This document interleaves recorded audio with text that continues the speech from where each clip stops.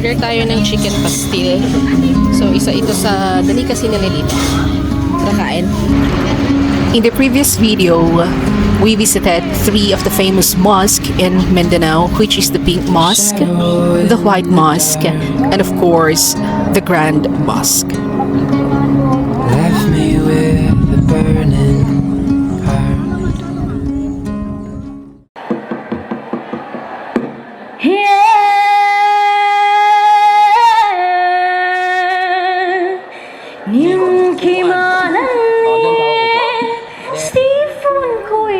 And in today's video, we will visit one of the most famous tourist spot here in Lake Cebu, which is the Lotus Garden.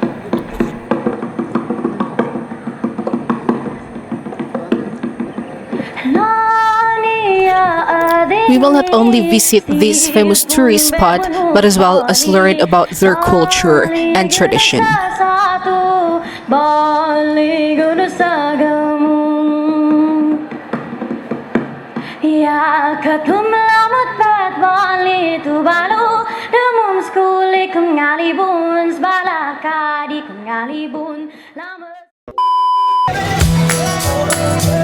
Before heading to our accommodation, we stopped by one of the carinderias in the place and we had a quick dinner.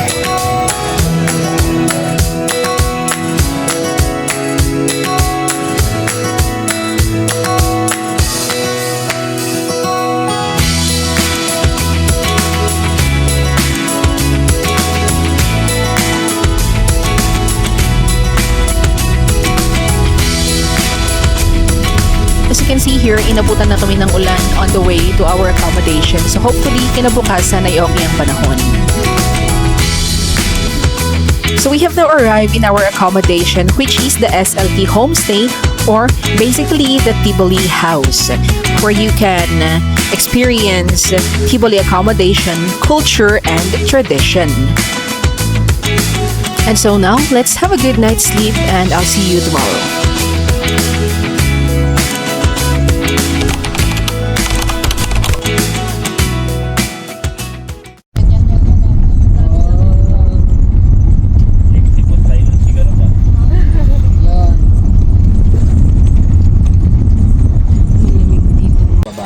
Mga ano lang? 2 minutes or 3 minutes lang na. Ay, doon po, sa baba, sir. Apo, doon sa jump up. Ay, Sir Brown, kailangan mo ba yung nasa ulo? Hindi na? Okay na ako dito. Tatlo vlog. Kaya? Ano pa?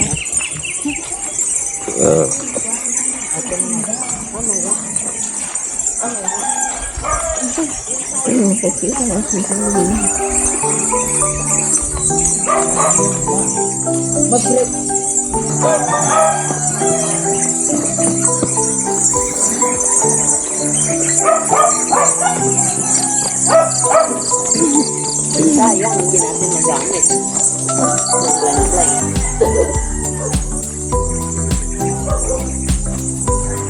Naka-play ba? Oo. So, we're going na dito sa Lotus Garden.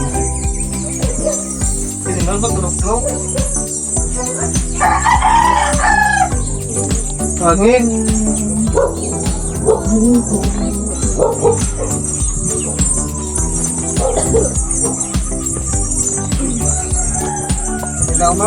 Dito nga ay nakarating na kami sa Lotus Garden. So, samahan nyo kami at ating aralin ang kultura at tradisyon ng mga Tiboli. Everything tayo sa this. Habang aayusin nila yung contract. Ha? Ayaw naman. So 70% ng mga vlogs and posts about Lake Cebu Lotus Garden, dito ang starting point niya. Bakit 70% lang? Kasi dyan sa kabila, nagmamanage niya sila ng tour sa Lotus Garden, including ang Punta Isla Lake Resort. Pero alam naman natin na marami talaga ang nag-DIY, so nagko-connect sa mga guides dito sa Lake Cebu. And 72% kami lahat dito sa Lake Cebu. So yun, kaya sabi natin na 70% talaga ng mga napopost sa mga pictures. sa Lotus Garden ng Philippines. Dito ang job. Bawal na po kumuha ng flower, di ba kuya? Kasi nakita ko sa post ng isang travel din. Yun yung pinakauna kong sinuggest sa local tourism office nung na-elect na president ng Flexibility Guides Association. Pero malalaman natin kung bakit. Kompleto na ba tayo lahat? Saan yung iba? Saan po? Nandito na pala. 1, 2, 3, 4, 5, 6. Tignan na sa isang bangko. Okay lang. Sige na. Sige, as usual, Sir Brown, mag-briefing muna tayo. Tapos, ano po, after nung tour natin mamaya, based doon sa mga explanations natin, may quiz po tayo ha. Oo. Yung makaka-perfect, may 50% discount sa joke lang. Ay, wow.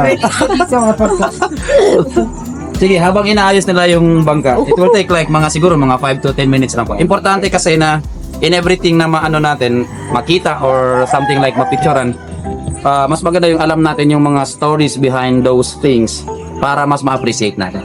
Apo, sige. But before that, ako po si Jory, founder and organizer ng Tourist Drivers and Local Guides of Lake Cebu. At the same time, presidente po ako ng Lake Cebu Community Guides Association na accredited ng Department of Tourism Region 12 po. Okay. So ang Lake Cebu Tourism ay nag-offer ng CAN, CAN, that's Culture, Adventure, and Nature. Now, sa activity natin this morning, we will experience that three. Why? Culture kasi nag-rent nga tayo ng Tiboli Ata. I'd like to tell you the truth behind those Tiboli Attars na nandun sa SLT Homestay. Ang may-ari actually ng mga yan ay mga estudyanteng Tiboli. Now, syempre, yung rent, ibibigay directly doon sa estudyanteng Tiboli. Now, nakapag-tour ka na, na-try mo na yung Tiboli Attar, you experience culture, at the same time, nakatulong ka pa sa estudyanteng Tiboli. Take note natin na medyo expensive yan. That's around 12,000 cost per item kasi. Yung malong mo, that's 2,500. Yung belt mo, 3,500. Yung blouse mo, that's another 3,500. Yung hairdo, yung sa supply, that's 2,500. And yung mga necklace na yan, may 250, may 150. And by levels ya, yung mga pinapa-rent for dito sa Lotus Garden, parang normal na Tiboli attire. O yung pinaka-expensive niyan, yung pinasuot kay Catriona, yung buong set niya is 50,000. Yung sa mga pinapa-rent na normal na sinusuot lang talaga, that's around 12,000. So that's about culture na yung experience na. Alright, we will experience adventure dito since mag-ride tayo ng native canoe. Unang-una, you will wonder, since water activities siya, pero wala tayong life vest. Confident kasi tayo dyan na ako kasi for 16 years, wala po tayong client na nahuhulog dyan. And one of the reason is that wala tayong life vest because we are maintaining the nativity of the attraction. Yun naman talaga yung parang ma-appreciate talaga ng guest na may originality, may authenticity, may nativity yung attraction. That's why wala tayong life vest. Bakit adventure? Kasi pag solo lang kasi yung bangka, pag mag-isa lang, nagsiswing siya. So you need to maintain your balance. So maintaining balance is an adventure. Pero yung lagi naman kasi nating ino-orient sa guest, pag solo lang siya, is that you have to sit like a queen, sit like a king, do not lean too much on both sides. Pag gagalaw ka, i-inform mo yung tigsagwan mo para ma-counter niya yung movement mo. Pero kung mapapansin niyo, tinatali natin nila yung mga bangka kasi one of the important S kasi sa tour guiding and sa tourism natin is yung safety of the guest, which includes safety of the environment and safety of the community. Kaya pinagpadikit-dikit sa itatali. Mas safer kasi yan. Yung isang bangka alone, kaya niya na magkarga ng 5 hanggang 7 tao. Now, pero kapag pinagdikit natin, siyempre, times 2 na ang capacity niyan and kahit anong movement mo, ayos lang. Yung tabla sa taas, yun yung magsisilbing upuan. Diyan ka uupo. Then, ang mga native canoe pala sa lingwahe namin, ang tawag namin dyan ay owong. Owong. That's letter O-W-O-N-G. Itong mga owong ay gawa po ito sa lawaan tree. Yung lawaan tree naman dito sa Lake Cebu, dalawang klase yan, yung white saka yung red. Ang mga ginagawang owong ay mga red lawaan. Mas mahaba ang lifespan niya. Kapag nakatambay lang sa tubig, mga 5 to 7 years bago siya makulog. So, ang challenge later, pag nag-picture tayo, mag-transfer tayo, tapos upo ka doon sa dulo, harap ka dito, you may execute the Tiboli signature pose. By the way, i-explain ko muna kung bakit tayo nagpapa-execute ng signature pose ng Tiboli. Gaganon ka lang naman pag nag-execute ka ng signature pose. Pa-curve lang yung hand, yung siko. Then, titingin siya sa tip ng finger niya, either up or down. Because that Tiboli woman is trying to tell people na yung suot niya ay puro gawang kamay. That's why titingin sa tip ng finger niya. Magkakaroon lang kasi ng intervention ang sewing machine dyan pag pinatap yung mga edge niya and pag pinalagyan ng zipper. Pero mula sa umpisa, ano talaga niya? Handmade talaga niya. Alright. So that's about culture and adventure. Now, kumplitohin natin. Nature. Sige, we will experience nature. Unang-una, nandito ang lake. Ito na yung lake nung Lake Cebu where the municipality was named after. Opo. Bakit Lake Cebu ang tawag? Yung word na lake kasi obviously that's an English word na wala siyang direct translation sa lingwahe namin. Ang malawak na body of water na ito, ang tawag ng ancestors namin dyan ay L, letter E and letter L, meaning water. Yung Cebu, ang spelling talaga niyan sa tribo namin is letter S, apostrophe, letter B, and letter U. So pronounce siya as Cebu. Sige, yung lotus flower sa lingwahe namin, ang tawag namin dyan ay sawa. Sawa, oo. Pero hindi ka magsasawang tingnan yan hanggang alas 9 ng umaga. Kasi ang characteristic ng lotus flower is that pagpatak ng alas 4 ng umaga, umpisa nang mag-bloom, maggagalaw ang mga petals niya para magbukas. Now, 5:30 in the morning, full bloom na yan siya until 9 a.m. Pagpatak naman ng alas 9, umpisa nang gagalaw ang mga petals niyon dahan-dahan para magsara. Pagpatak ng alas 11, wala ka nang makikitang naka-bloom na lotus flower. In relation dun sa nag-question sa akin kagabi about kung all year round, yes, all year round na ganun ang ginagawa niya, yung cycle niya. Ganun lang. Umpisang gagalaw, magpo-full bloom, then umpisang magka-close, alas 11 wala ka nang makitang nag-bloom. All year round yun, wala siyang season. And take note pala natin, in the distant past, nung mga bata pa po kami, kasi running 39 na ako, nung mga bata pa kami, naliligo kami dito, ang lotus flower sa Lake Cebu ay marami. We have that white lotus flower, we have that dark red, we have violet, we have that dotted white and violet, white and red. As time goes by, nawala yung mga species na yun. So isa na lang talaga yung naiwan. Parang sa buhay natin, isa lang talaga yung magiging forever natin. If ever na merong forever. Alright. Another thing is, kung titingnan natin sila mula sa malayo, no, yung lotus flower, aakalain natin typical lang silang lumulutang. Honestly, hindi. Kung gaano kalalim ang tubig, ganon din kahaba ang stalk niyan. Kasi tumutubo siya mula doon sa mud sa ilalim. And yung haba ng stalk ng lotus flower ay 3 to 8 feet. That means in a certain area na mayroong lotus flower, 3 to 8 feet ang lalim ng tubig dyan. So tumutubo siya mula sa mud doon sa ilalim. Basically, lotus flower rises from a muddy water, no, yet turns into beautiful attraction. Maraming ganyan sa atin. Pangit ang simula ng pamumuhay pero nagiging maganda as they grow. So, sabi din nila, lotus flower exudes beauty and grace and symbolic daw yan sa Roman Catholic na religion kasi ang bulaklak niya, it symbolizes the purity of the faith of the believer. And kung bakit hindi na po pwedeng pumutol ng lotus flower, when I was elected as the president of Lake Cebu Community Kites Association, yan yung inuna kong na-recommend sa tourism office na bawal ng putulin. Kasi nung nag-research ako, yung isang bulaklak pala ng lotus mula sa pag-usbong niya doon sa lupa, sa mud sa ilalim, aabutin siya ng 4 na buwan bago mag-mature. So matagal ang process. Na pag pinitas mo, 4 na oras lang yan malalanta. So pinagbawal natin kasi pag 100 ang pumunta na turista, 100 din ang mapuputol ng lotus flower. 4 na buwan bago maano. So nung wala pang mga research na ginawa about lotus garden kung paano yung characteristic niya, okay sige, putol lang ng putol. Pero I did the research, so sir, bawal na po tayong magpitas ng lotus flower. So may ordinansa na po, pag nagputol tayo ng isa, 500 po ang ang multa natin. Kasi sa IPRA law, the Indigenous Peoples' Rights Act, di ba? Tayong mga tribo, meron tayong right over those, even to the smallest flora and fauna. May karapatan tayo dyan bilang mga tribo. So we use that kind of right para ipagbawal po na putulin naman. So yun lang ang mga ma-share ko sa inyo na facts and trivias about this place, about this activity this morning po. And thank you for listening. Mamaya mag-quiz tayo. Sige, may mga tabla, yan yung magsisilbing upuan. Sabi ko kanina 5 to 7 packs ang kaya nito. Since 12 kayo, so 6 and 6. Okay. Pero sasama ko din ako. Ano naman yan, kaya nitong magkarga ng mga 14 packs. So kung 6 plus 2 tigsagwan, that makes it 8. Plus kung ako sa isa, 9 lang. So safer pa din po siya. Any post pwede tayong gawin, wag lang jump shot, baka baka pangit yung pagsak natin. Sige. Diyan na po. May arap ko to si Indriki kayo. May luha ko dito. Sige, di tayo. Sobrang. Sino mo na? May upuan pa tayo na provided. Tapos harap lang dito, harap lang dito. Wait lang, jingle muna ako. Baka dito ako magkaroon sa... Ako din kuya. Ito na ito.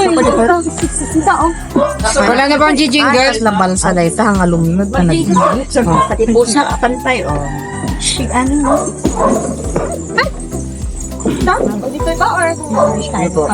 sa tayo. Ito sa sek. Sa kabilang. Sobra yata dyan. Okay na dyan. Doon na natin. Dito lang kayo hanap ma'am. Paris ka. Dito ka upo ma'am. Dito. Ay, ito ang harap? Dito ang harap. Ano ko biyeda kay kamera?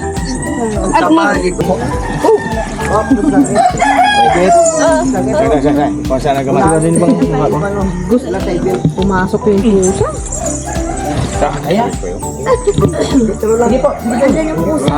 Tulang doon.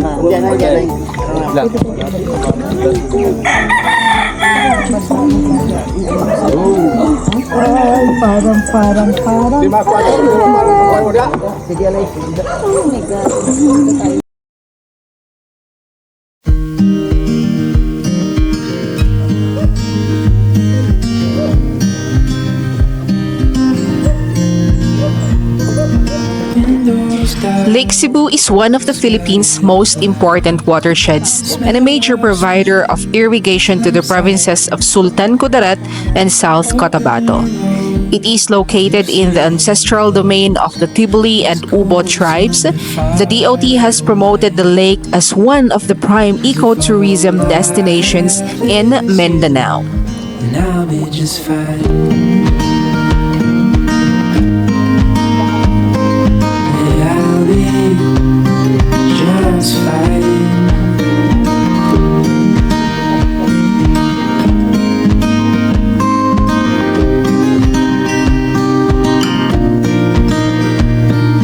Heading for the western shore, while the sun is slowly fades. Days are full, and I'll spend them with you.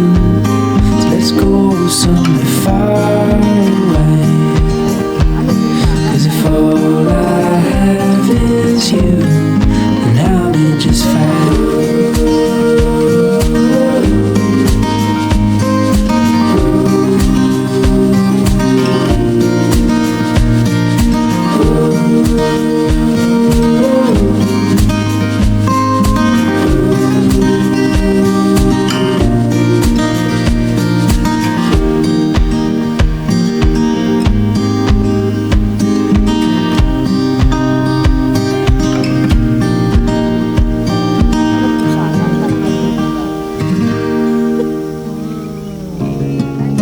Locally, they call this 380-hectare body of water as L that they named as Cebu. Eventually, they called it Lake Cebu. It is the biggest of the three lakes in the town with its deepest part at 60 meters. The other is known as Lake Selaton, which is the deepest at an 80-meter depth, and Lake Lahit, the smallest of the three that is about 48 hectares. These lakes serve as the source of water of the town's famous falls, unlike the usual ones with their waters cascading down from the mountains to a basin. Apart from being the source of water to the falls, these lakes have also provided the people residing around it a livelihood. Primarily, it is where they farm tilapia. Aside from tilapia, Lake Cebu has had the Lotus Garden, which has been providing a different means of livelihood to them through tourism. The sun is low, but it's not lost. We got time to waste tonight. Let's find a place where only you and I. It sure hasn't you.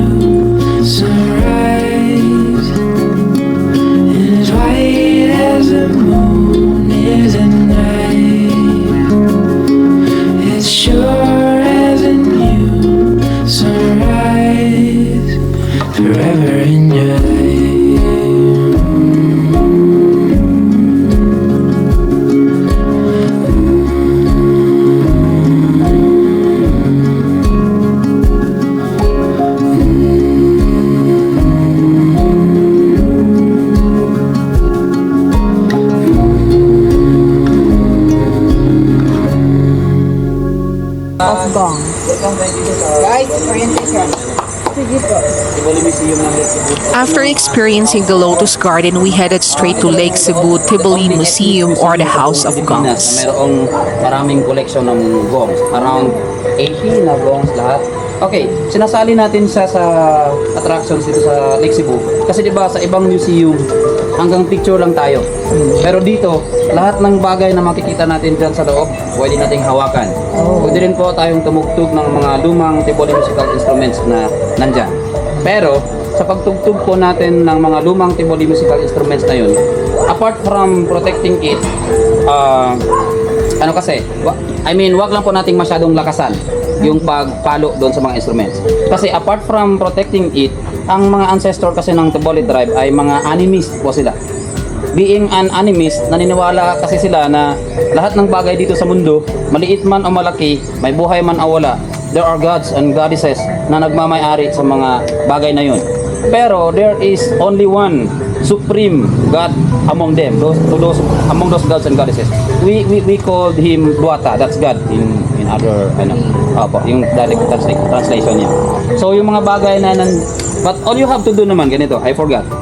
Yung mga yung dapat lang nating gawin is that yung mga pamalo na nandoon sa loob, i-rub mo lang sa tuhod mo, ha? Kasi that's our belief na kapag nagambala mo daw yung God or goddess na nandun, pag tumayo ka, mawawala ng pwersa ang tuhod mo. So rub the stick sa tuhod mo para hindi ka before tumugtog. But anyway, you have nothing to worry. Belief is always a belief. Sometimes it could be true na nangyayari, pero wala pa naman tayo. Wala namang masama. Pero wala namang masama kung susunod po tayo, di ba? So, yun, ang mga gamit natin na nandyan, nasa 15th, 16th, and 17th centuries pa po. And feel free to ask questions kasi nandyan sa loob yung may-ari, former Vice Mayor of Lake Cebu for 3 consecutive terms. At the same time, kaka-retire lang siya mula sa National Commission for Indigenous Peoples Office dito sa Lake Cebu. What I'm trying to say is yung mga info accurate kasi mentor ko yan sa cultural tour guiding. So, tara, pasok tayo.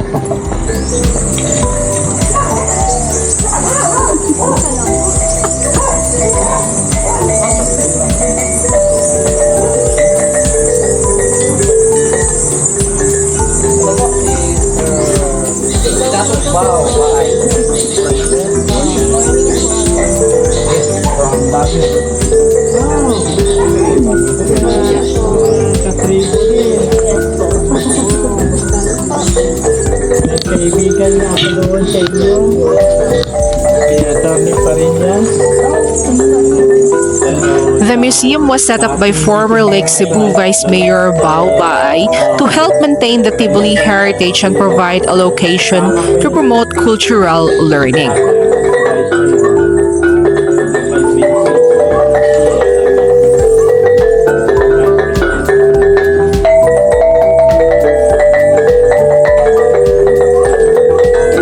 The museum displays artifacts and memorabilia, but what is prominently displayed in this modest museum are several gongs, which strongly reminds the Tivoli's great tradition of brass casting and passion for music.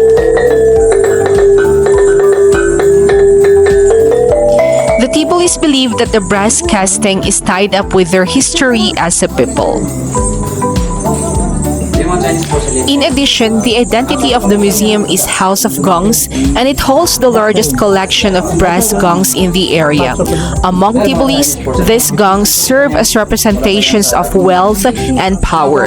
It costs up to 70,000 pesos for each gong.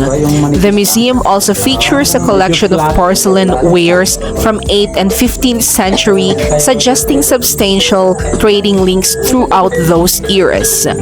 On display are brass, beaded, and woven ornaments that depict the history, way of life, and culture of the Tivolis of South Cotabato. There is something mystical about the Tivoli Museum that we can't explain unless you visit it yourself.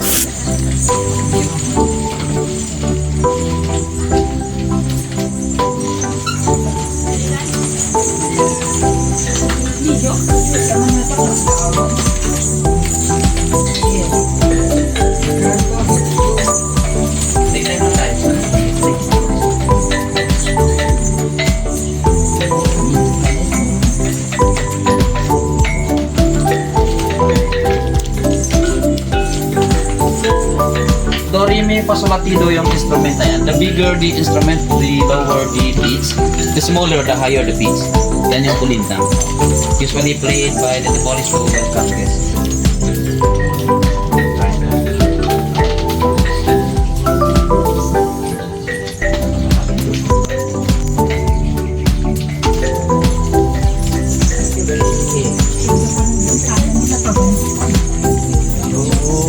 Purpose kasi yan para makita mo yung working animals mo guys, para makita yung pag ganitong araw, may araw, dyan mo ibilad ng palay for a day consumption. Doon sa inyo sa Baguio, merong apat ng variety ng upland palay. Dito sa atin, 60. Yan ang mga varieties ng upland. Variety ng palay. May pink, may yellow, may orange. May sakit ng diabetes mo tayo.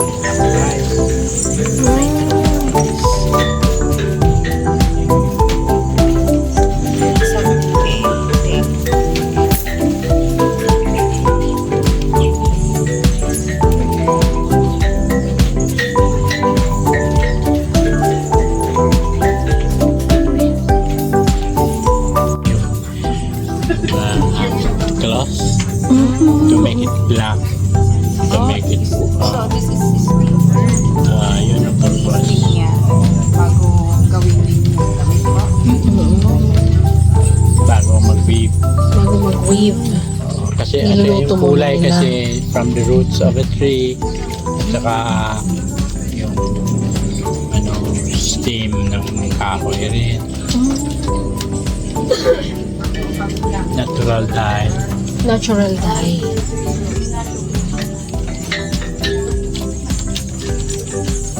So itong mga porcelain natin mga China. 15th century. 15th century. Diyan mag-offer ka ng pagkain sa mga dato. Saka mga ang tawag namin princess Boi, tawag namin sa kanila. Diyan mo sila pakainin. Kainin. Okay. May phone pa pala doon. Iron na old. May iron. Kasi wala pa tayong electric iron.